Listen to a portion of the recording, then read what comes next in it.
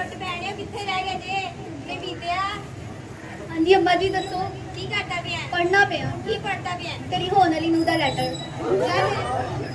ਜਾ ਮੇਰੇ ਵਾਸਤੇ ਪਾਣੀ ਦਾ ਗਲਾਸ ਲੈ ਕੇ ਆ। ਅੰਮੀ ਤੁਹਾਨੂੰ ਪਤਾ ਨਹੀਂ ਮੇਰਾ ਕੱਲ ਪੇਪਰ ਹੈ, ਮੈਂ ਪੇਪਰ ਯਾਦ ਕਰਿਆ, ਮੇਰੇ ਕੋਲ ਨਹੀਂ ਲਾਇਆ ਤਾਂ। ਵੇ ਤੂੰ ਤੇ ਹੈ ਹੀ ਬੱਚ ਵੀ ਕੋਈ ਬਿੰਦੀ ਤੇ ਪੇਪਰ ਤੇ ਲੈ ਆਇਆ ਤੇ ਮੈਨੂੰ ਮਾਂ ਨਾ ਕਹੀਂ। ਠੀਕ ਹੈ ਵੇ ਸ਼ੀਦਿਆ ਤੂੰ ਹੀ ਪਾਣੀ ਦਾ ਗਲਾਸ ਦੇ ਦੇ। अम्मा ते है ही बात में तुझे अपने वास्ते भी लाया था मेरे वास्ते भी लाके आ। ਵੇ ਬਦਤਮੀਜ਼ ਤੂੰ ਕਿਹੜਾ ਸਹੀ ਤੂੰ ਵੀ ਤੇ ਉਹਦੇ ਵਰਗਾ ਹੀ ਹੈ।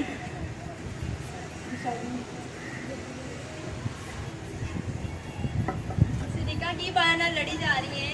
ਨੀ ਇਹਨਾਂ ਜਿੱਦਾਂ ਵੀ ਕੋਈ ਕੰਮ ਕਰੋ ਉਹਦੇ ਹੀ ਕਹਿੰਦੇ ਨੇ ਸਾਡੇ ਪੇਪਰ ਨੇ ਪਤਾ ਨਹੀਂ ਇਹਨਾਂ ਨੇ ਪੇਪਰ ਪਾਸ ਵੀ ਹੋਏ ਆ ਕਿ ਨਹੀਂ। ਅਜੇ ਪਤਾ ਚੱਲ ਜਾਂਦਾ ਇਹਨਾਂ ਦੀ ਕਿੰਨੀ ਤਿਆਰੀ ਹੈ। ਹਾਂ ਵੇ ਮੀਡੀਆ ਤੂੰ ਦੱਸ ਪਾਣੀ ਵਿੱਚ ਰਹਿਣ ਵਾਲੇ 5 ਜਾਨਵਰਾਂ ਦੇ ਨਾਂ ਦੱਸ। मछली, मछली दी मां, मछली दा प्यो, मछली दी भैन ते मछली दे घर वाला। ਤੂੰ ਤੇ ਹੈ ਹੀ ਨਲਾਇਕ। ਹਾਂ ਵੇ ਮੀਡੀਆ ਤੂੰ ਦੱਸ ਮੁਰਗੇ ਕੀ ਦਿੰਦੀ ਏ? आंडा ते गोश्त। ਬੱਕਰੀ ਕੀ ਦਿੰਦੀ ਏ?